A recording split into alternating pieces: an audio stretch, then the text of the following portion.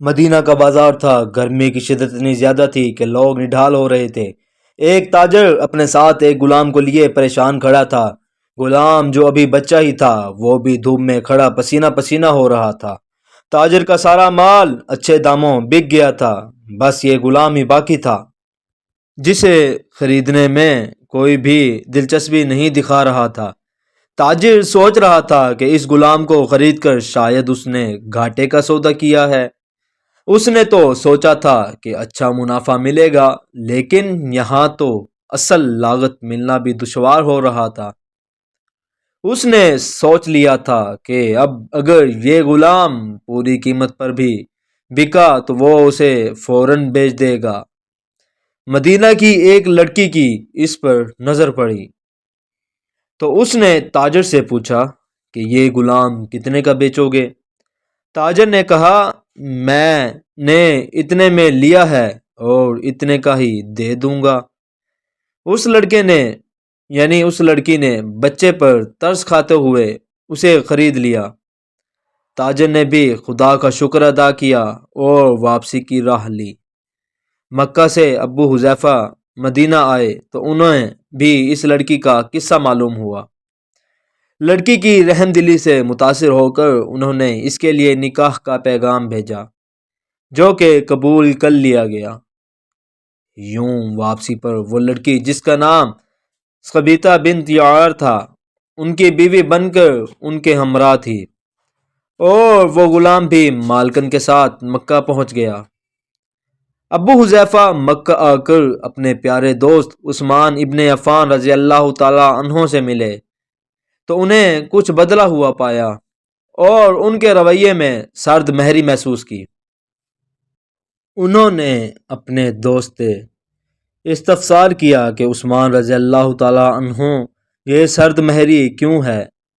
تو عثمان بن عفان رضی اللہ تعالی عنہ نے جواب دیا کہ میں نے اسلام قبول کر لیا ہے اور تم ابھی تک مسلمان نہیں ہوئے، تو ہماری دوستی کیسے چل سکتی ہے؟ ابو حذیفہ نے کہا، تو پھر مجھے بھی محمد پاک صلی اللہ علیہ وآلہ وصحابہ وبارک وسلم کے پاس لے چلو اور اس اسلام میں داخل کر دو جسے تو نے قبول کر چکا ہے۔ چنانچہ حضرت عثمان رضی اللہ تعالی عنہ نے انہیں نبی کریم صلی اللہ علیہ وآلہ وصحابہ وبارک وسلم کی خدمت میں پیش کیا اور وہ کلمہ پڑھ کر دار اسلام میں داخل ہو گئے۔ گھر آ کر انہوں نے اپنی بیوی اور غلام کو اپنے مسلمان ہونے کا بتایا تو ان دونوں نے بھی کلمہ پڑھ لیا۔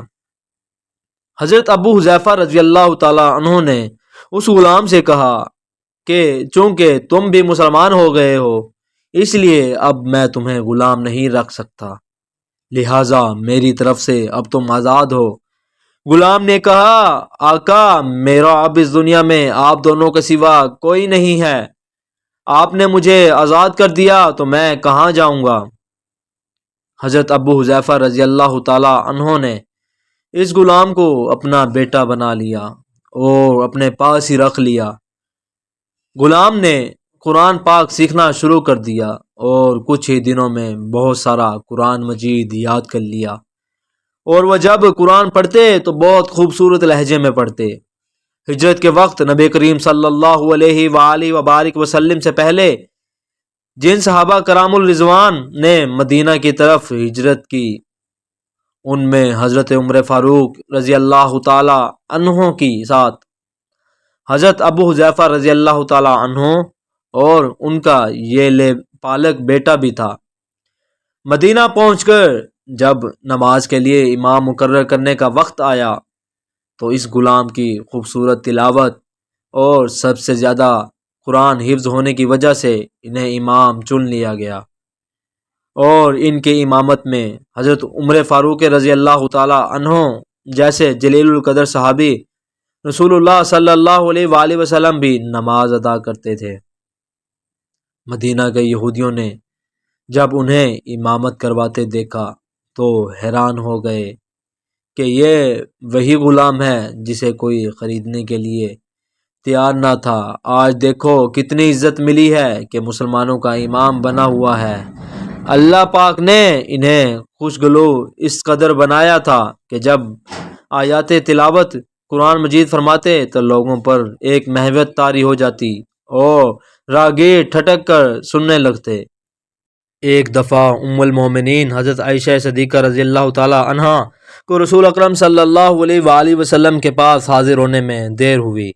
آپ صلی اللہ علیہ وآلہ وسلم نے توقف کی وجہ پوچھی تو بولی کہ ایک قاری تلاوت کر رہا تھا، اس کے سننے میں دیر ہو گئی، اور خوش الحانی کی اس قدر تعریف کی کہ حضرت محمد صلی اللہ علیہ وآلہ وسلم خود چادر سنبھالے ہوئے باہر تشریف لے آئے۔ دیکھا تو وہ بیٹھے تلاوت کر رہے ہیں۔ آپ صلی اللہ علیہ وآلہ وسلم نے خوش ہو کر فرمایا، اللہ پاک کا شکر ہے، اس نے تمہارے جیسے شخص کو میری امت میں بنایا۔ کیا آپ جانتے ہیں کہ یہ خوش قسمت صحابی رسول اکرم صلی اللہ علیہ وآلہ وسلم کون تھے؟ ان کا نام حضرت سالم رضی اللہ تعالیٰ عنہ تھا، جو سالم مولی ابو حذیفہ رضی اللہ تعالیٰ عنہ کے نام سے مشہور تھے۔ انہوں نے جنگ موتا میں جام شہادت نوش فرمائی۔ اللہ تعالیٰ کی کروڑ ہار رحمتیں ہوں ان پر۔ امید کرتا ہوں میری یہ ویڈیو آپ کو اچھی لگی ہوگی۔ اگر آپ کو اچھی لگی ہے تو ہمارے چینل کو سبسکرائب کیجیے اور بیل آئیکن کے بٹن کو پریس کیجیے تاکہ ہماری آنے والی ہر نئی ویڈیو آپ تک آسانی سے پہنچ سکے۔ جزاک اللہ۔